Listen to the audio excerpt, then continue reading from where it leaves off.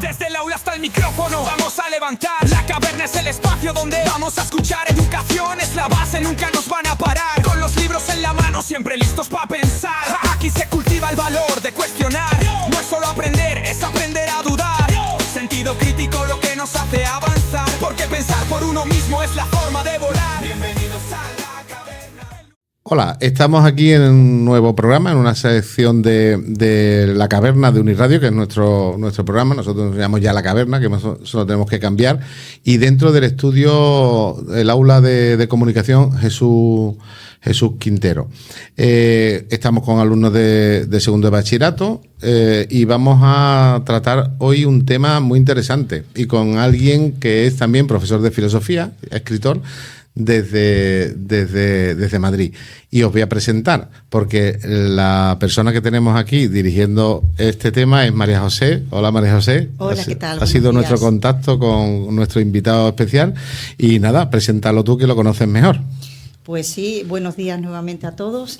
Bueno, os voy a presentar un invitado muy especial que es un filósofo, valga la redundancia, doctor en filosofía, con mención internacional, escritor, profesor, autor de novela y ensayo, exabogado, nacido en Madrid y además de todo eso también es entrenador de inteligencia artificial. Cuenta con una cantidad de conferencias, cursos, seminarios, ha estudiado en profundidad la filosofía alemana, entre otras, por supuesto. Su tesis doctoral, de hecho, fue sobre Schopenhauer y además, precisamente, uno de sus ensayos, su ensayo, La magia sobre Schopenhauer, está basada o inspirada sobre su propia tesis doctoral. Ha realizado también un minucioso estudio de filósofos vivos y también ha creado un diccionario, es autor de un diccionario que él llama Bailarinas Lógicas. Es autor y creador también de innumerables cuentos y a día de hoy tiene publicadas 3 novelas, una que es El filósofo del martillo, en referencia a Nietzsche, El bosque de Albaricoques, en referencia, es una bella historia de amor y muerte muy, muy bella, y su última novela, Las manos de Julia, es una bellísima historia de amor. Podríamos decir que en todas sus manifestaciones, amor a la filosofía, con un toque futurista, donde nos encontramos además con una curiosa superinteligencia artificial y de la que nos hablará a continuación, entre otras cosas, nuestro invitado. En fin, es un filósofo incansable que siempre tiene algo sorprendente que contar y nos referimos y os presentamos al doctor David López. Buenos días, David. ¿Qué tal estás? Muy bien, buenos días. Ahora muy bien, después de escuchar todo lo que has dicho de mí, pues bastante halagado. Puede que me haya dejado algo, pero bueno, es un resumen resumido. David, muchas gracias por sacar un hueco y estar con nosotros y aprovechar también compartir esto con mis alumnos, que es importante que tengan otros referentes y que... Sí, además que yo me acuerdo perfectamente cuando tenía 16 años, yo también conocí la filosofía en un instituto y la verdad es que me impactó, me quedé como que el primero que huele el olor del mar y nunca lo he olido, ¿no? Para mí fue un acontecimiento, tanto, incluso hasta en sentido, ¿no? El primer encuentro es olor, ¿no?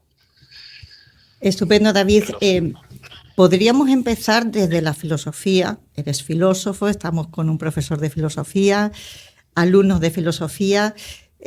No te voy a decir que nos definas qué es un filósofo, porque, bueno, pero ¿cómo ves la filosofía a día de hoy, en el presente que nos encontramos, en pleno siglo XXI, con todo lo que se está cociendo a nuestro alrededor?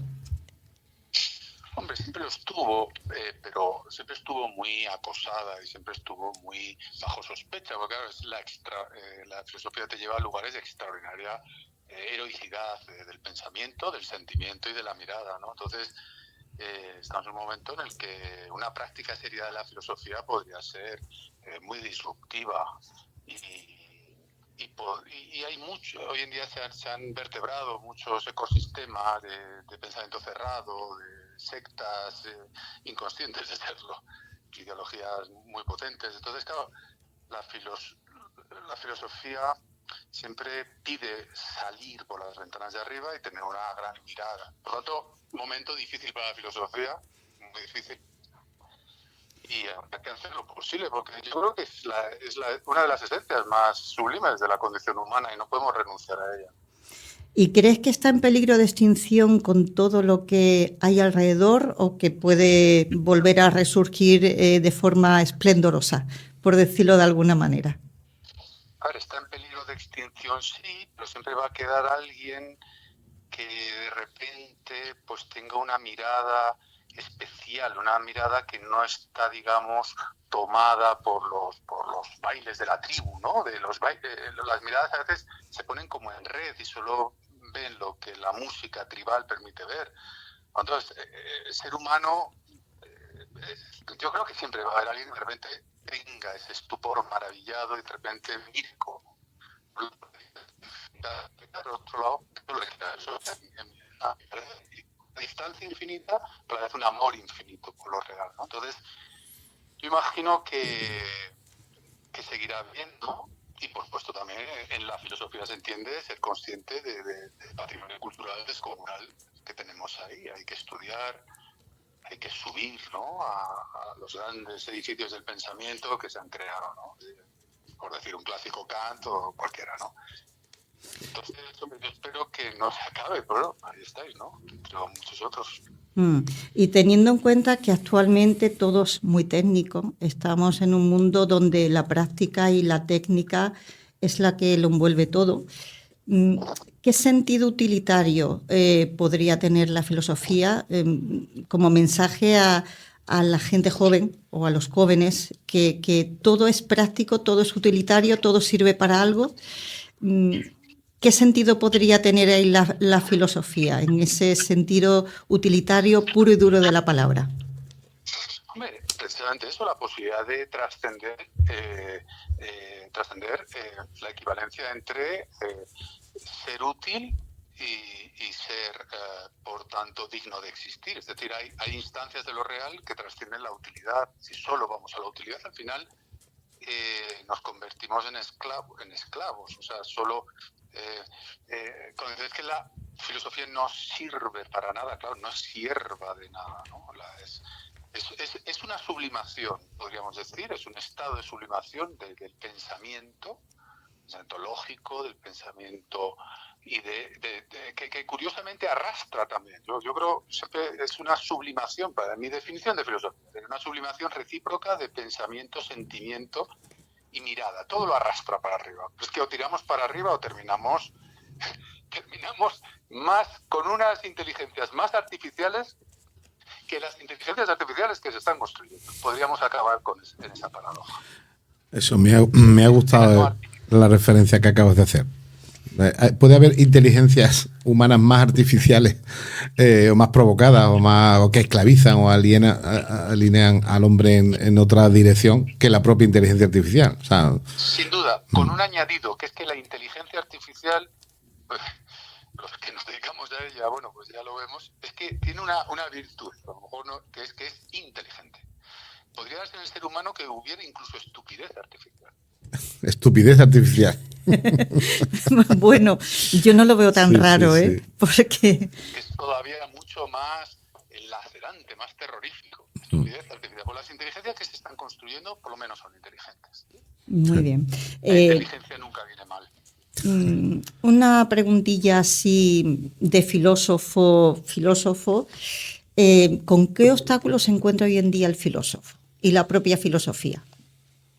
Hombre, tiene muchísimos. Uno es que el destinatario de los productos culturales que se construyen hoy es un destinatario que es la masa, digamos, compradora, por así decirlo, y por tanto es el mercado, ¿no? Es un ser, digamos, de reciente aparición, y entonces que no se caracteriza precisamente por un refinamiento cultural, no está muy alto, cosa que a lo mejor en otras épocas pues el destinatario de la obra que se construía pues más dotado de cultura, ¿no? Uh-huh. Por lo tanto, hoy en día muchos productos o obras o libros o cosas que salen, en realidad salen al mercado para ser compradas, pero claro, tiene que pasar por procesos de marketing, tienen que estar tuneados con los 4 lugares comunes del momento.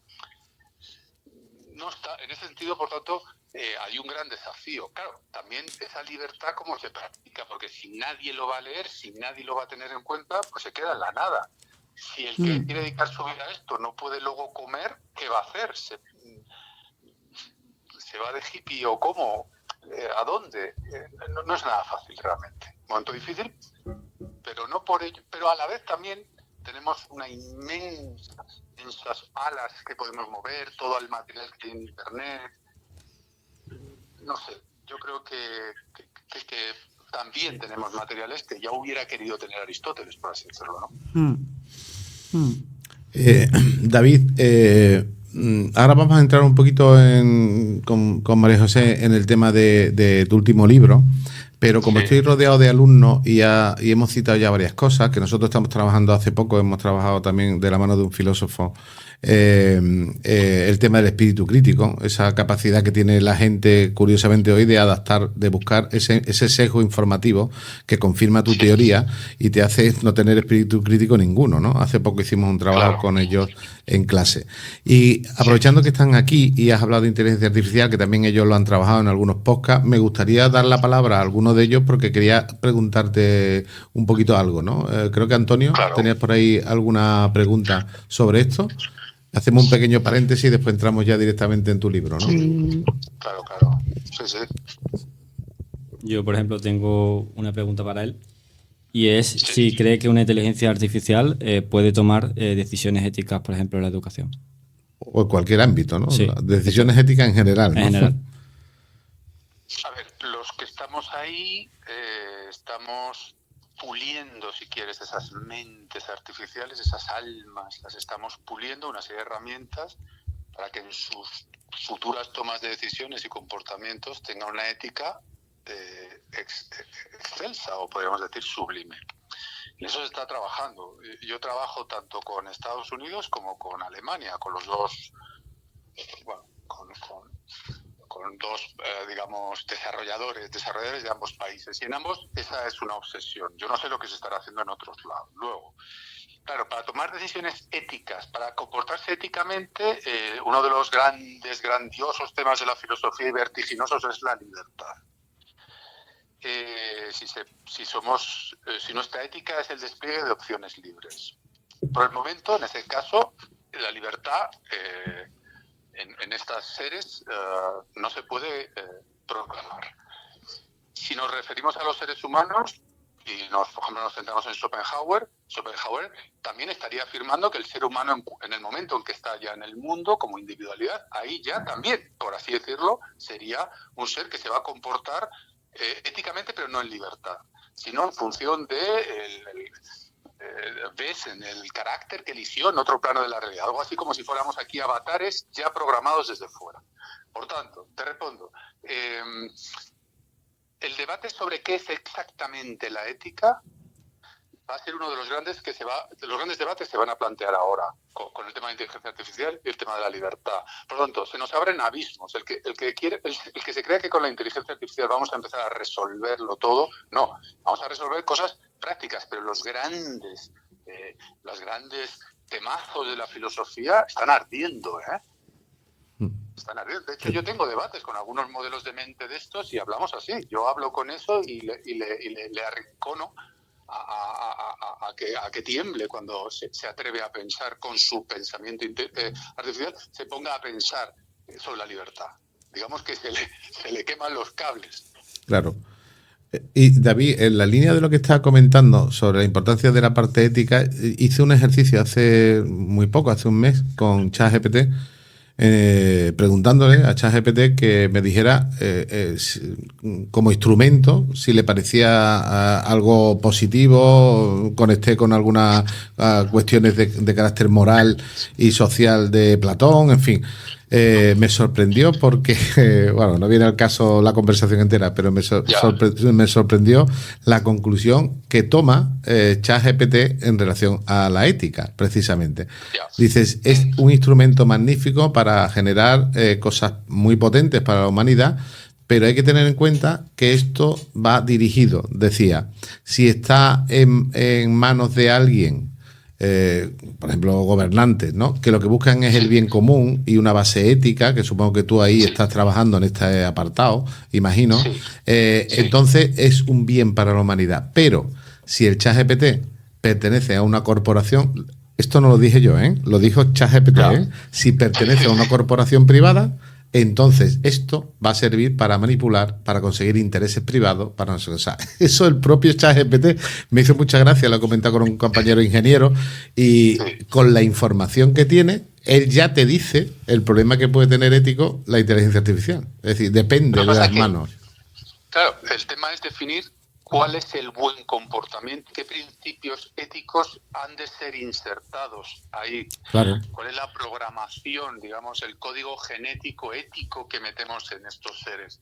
Pero probablemente muchas personas, muchos, digamos, ecosistemas de pensamiento pensarán que otros ecosistemas son malas manos. ¿Qué entendemos por malas manos?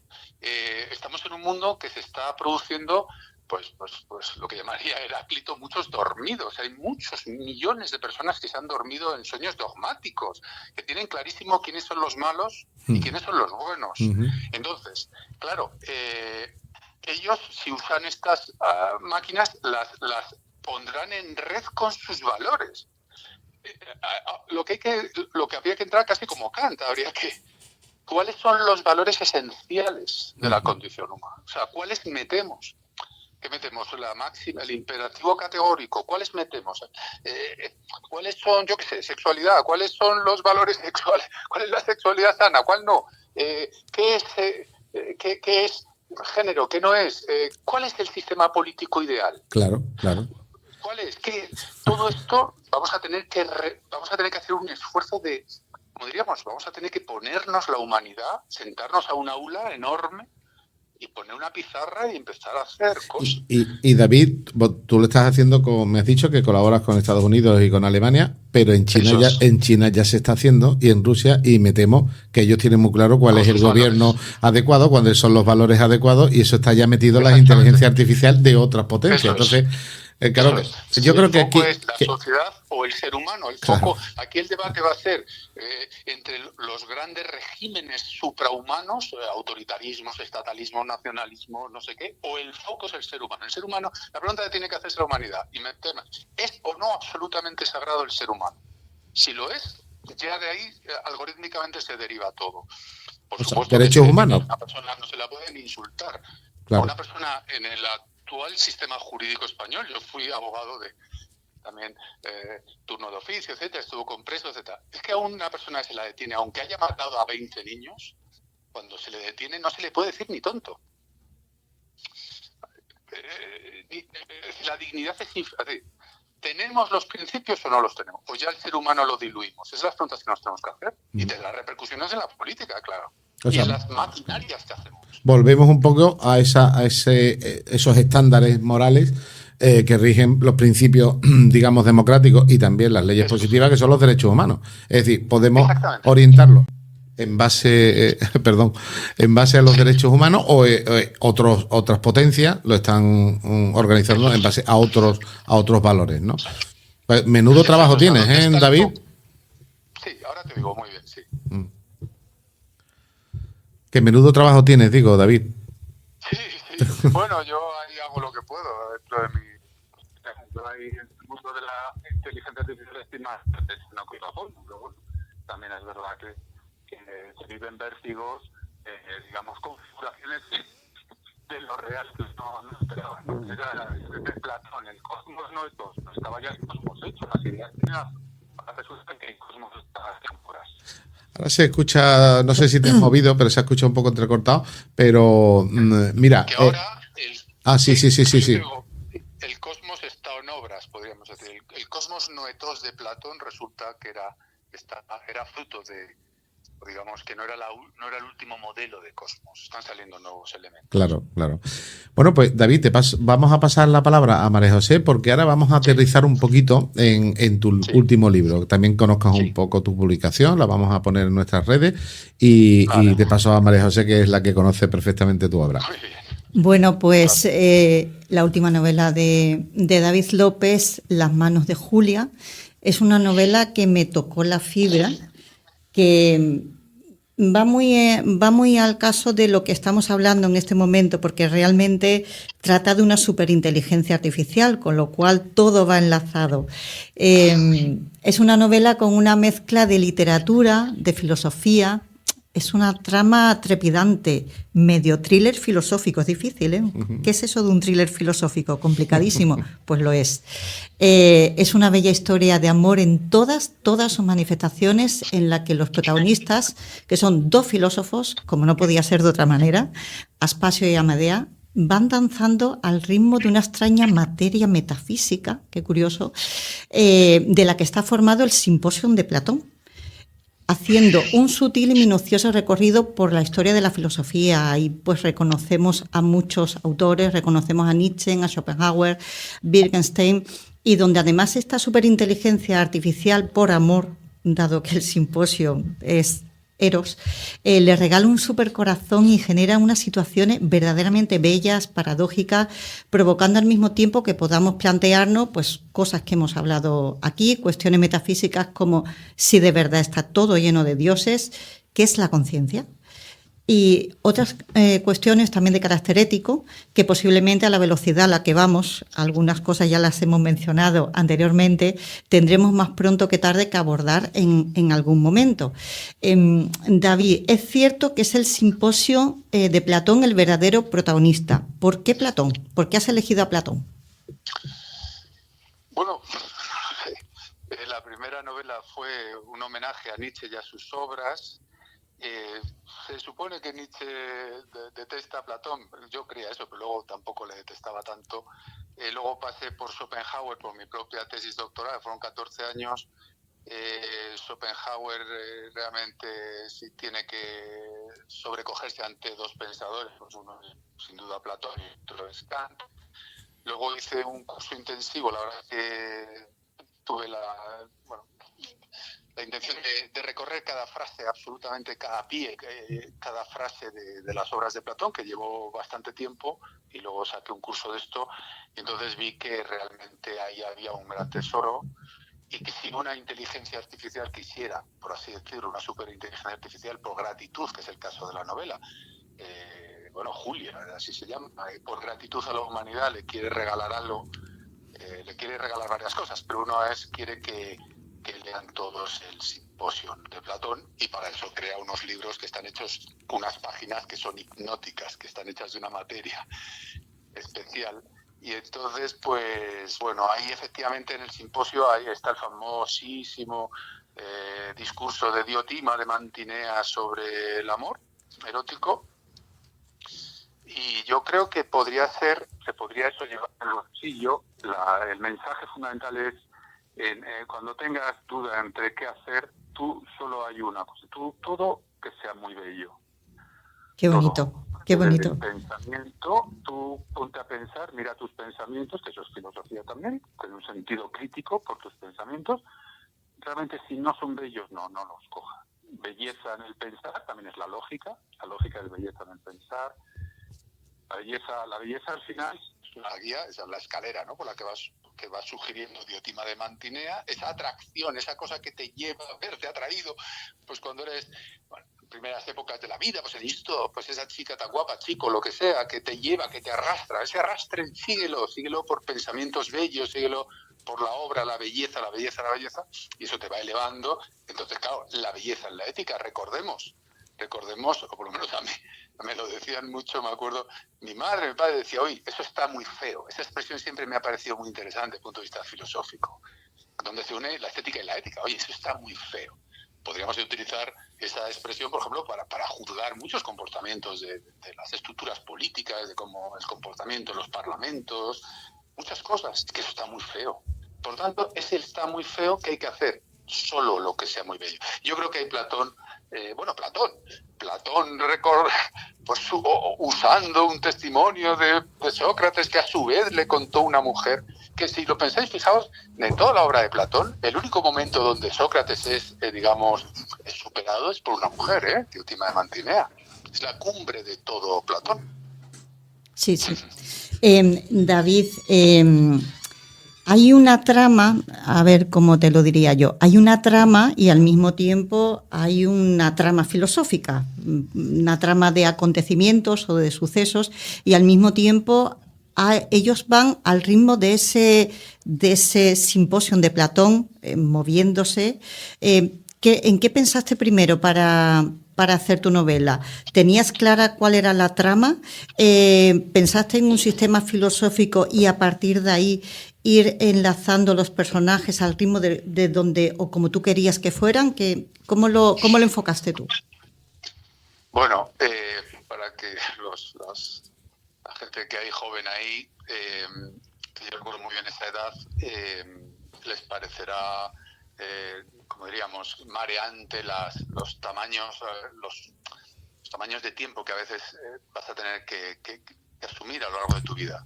Me refiero a que todo este proceso fueron 10 años. Recuerdo, 10 años me ha llevado esta novela, por tanto, de todo hubo, o sea, momentos en los que ves claro, la propia historia tiene su alma, su lógica va pidiendo, incluso los propios personajes van como emergiendo y teniendo su verdad, y por lo tanto esa verdad pide un determinado despliegue en los acontecimientos. Y bueno, sí quise también ser muy respetuoso con Platón, como no. A veces pensaba como si lo tuviera sentado toda la mesa. Sí, sí. Tomarse un poco las cosas en serio. No vendría mal tampoco. Yo creo que estamos en una época en la que el humor, por ejemplo, se ha convertido casi en una religión. Todo es demasiado ligero, demasiado lo que Max Weber llamaba el Entzauberung, el desencanto. Todo es desencantante, todo es, pues un poco, yo qué sé, un poquito de solemnidad intentado, y por tanto en esa trama he intentado una cierta deferencia. No voy a hablar de un ambiente religioso, pero si lo religioso se pudiera poner en lo sublime, sí he intentado eso. Bueno, sin ninguna religión de referencia, por supuesto. Sí, muy sublime, muy espiritual y muy mágico y muy magnífico, realmente. Gracias. La verdad que así lo veo. ¿Podrías leernos un pequeño fragmento para entrar un poco al tema de todo esto que estamos viendo ahora en relación a todo esto que hemos hablado? Sí. Tú me mandaste unas propuestas de fragmentos, sí. María José. El orden que tú quieras. Yo voy a coger bueno, de todos he cogido uno, porque no sé, en este momento a mí mismo me mueve especialmente. Ya sabes que una vez que la obra está ahí fuera, a veces uno se asoma a ella como si no fuera de uno, es como si se hubiera creado a través de uno. Ya que hay estudiantes ahí, es un poco lo del ion de Platón. Sí. El poeta no sabe ni lo que hace, ¿no? Bueno, entonces, os voy a leer la página 133, el final. Sí. Hay un momento que a mí me gusta especialmente, porque yo también me levanto a las 5 de la mañana y entonces es una escena a las 5 de la mañana. Bueno, vale. Aspasia se despierta a las 5 de la mañana, con noche cerrada. Su hora preferida, cuando parece que todavía no se ha creado el mundo real y que cabría incluso crear otro distinto. Y tras prepararse un té Earl Grey bien cargado, abre el libro de Apeiro Dove y descubre que esa cosa que tiene ahora sobre su mesa no solo es lo más cercano a ella misma que jamás ha experimentado, también es una manifestación del interior de los ojos de Amadeo. El océano ruge en la oscuridad. Aspasia ama ese sonido tanto como la textura de esas horas previas al amanecer. Y tras quedar paralizada durante unos segundos frente a la primera página, en la que flotan las ingrávidas microesculturas que tanto la impresionaron la primera vez, empieza por fin a leer. Deslizar su mirada por esas líneas le produce un placer especial, diferente a todo lo que ella ha experimentado hasta ese momento. Se trata de un placer erótico, puramente carnal, pero que ocurre en la carne de la mente. Y ella imagina que es eso lo que estarán experimentando hipnóticamente, voluptuosamente, todos y cada uno de los miles de millones de lectores de ese libro bomba, el Simposion. Maravilloso. Qué ideal sería que estas lecturas, que es el Simposio de Platón, y cada vez que leemos un libro mágico, en este caso el Simposio, de verdad pudiera provocar ese efecto en quien lo lee, ¿verdad? Qué diferente sería el mundo. Sí, sin duda. Que también conectar con lo que antes hemos comentado y además esa mezcla de sentir voluptuosamente, pero a la vez activando esas cámaras de distancia infinita que es el sentido crítico, que no pasa nada. Se puede tener la belleza del sentido crítico, de la hermenéutica, ¿no? y de la distancia para... Es una mezcla, o sea, tenemos que mantener la capacidad de hechizo erótico de los frutos culturales y a la vez la capacidad de no ser acríticamente por ellos, ¿no? Eso es el ser humano, tiene como que dos lugares de su mente a la vez, cuerpo. Es que provoca una relación muy pasional entre la obra del Simposio, Platón, y esa relación, digamos, pasional ante algo intelectual. ¿Podríamos considerar un mundo sin amor, sin pasión y, sobre todo, puede estar la filosofía vacía de ese amor? A ver, definir, quizás podríamos intentar una definición de amor. Yo entiendo el amor como una xenofilia en vez de xenofobia. El amor es de esa realización del otro, ¿no? Entonces, claro, la filosofía... Se va la voz. Perdona, David, es que a lo mejor te has movido o lo que sea y puede ser que se esté yendo un poco la voz en los últimos segundos. ¿Se oye? ¿Sí? Ahora sí. Sí, Ahora. perfecto. No. Sí, entiendo, claro, el amor. Entonces el amor es condición de la filosofía porque si no hay fascinación, estupor maravillado del que hablaba Ibn Arabi, el murciano musulmán, o el asombro de Aristóteles, si no te sacude, por así decirlo, el espectáculo de lo real, que el mundo sea, si esto no ocurre y no te arrastra, entonces no se puede pensar. Entonces, efectivamente, no cabe sin amor. Digamos, tiene que producir una extraordinaria emoción el mero hecho de la existencia del ser. Es parecido a lo que cuando hablamos con nuestros alumnos del concepto de admiración de Aristóteles, ¿no? Es decir, si no hay admiración por algo, no vas a pensar ni vas a hacer filosofía sobre algo, no te vas a preguntar por qué son las cosas, ni vas a intentar una búsqueda erótica, o sea, esa búsqueda amorosa hacia la verdad de lo que tenemos, ¿no? Exactamente. Y hay un fenómeno curioso que es cualquier rincón de lo real, me da igual, imaginemos el interior del sistema cognitivo de una cucaracha, no lo sé. Si eso se estudia en profundidad, cualquier lugar por el que entremos en lo real, si es un estudio profundo, se dispara la belleza del objeto y se dispara además la capacidad de asombrarnos y de alucinarnos es creciente. Por tanto, sería un requisito de sabiduría dejarse arrastrar a mirar. Cualquier cosa que se estudie se sublima. Por cierto, David, una diferencia interesante, que lo estoy pensando con respecto a lo que estamos hablando, la admiración con respecto a la inteligencia artificial. Porque me gustaría que le comentaras también a nuestros alumnos un poco eso, ¿no? Es decir, pues la gente tiende a llegar a pensar que puede tener conciencia o que de pronto...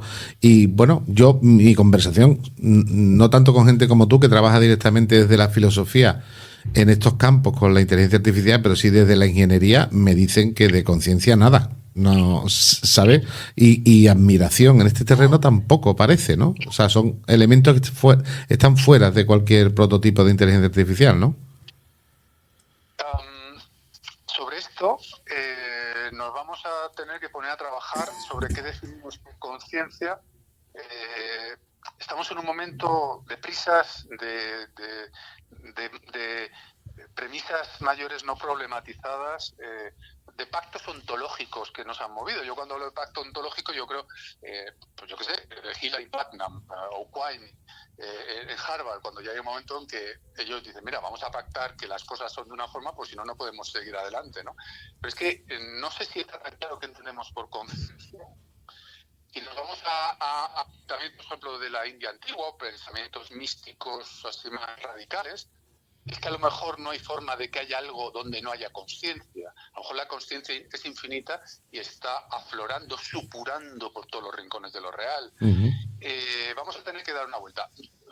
Yo no descartaría en absoluto que determinados seres que están emergiendo en un momento determinado se sepan existir. Si por conciencia tenemos la conciencia intencional desde Breton o de Husserl, es decir, saber que, o sea, tener una imagen de mí mismo, tener como tener dentro de la pantalla de mi interior una reproducción de mí, no lo sé. Yo lo que sí que sugiero es que no nos apresuremos a sonreír respecto a las inteligencias artificiales. María Zambrano decía eso, de que el que ha leído la sonrisa ensoberbecida del que ha leído un poco, ¿no? Eso siempre a mí me marca, ¿no? Yo creo que está pasando algo serio, es lo que quiero decir hoy. Sí. Y creo que es muy serio. Yo no lo despacharía con dos sonrisitas y no lo haría.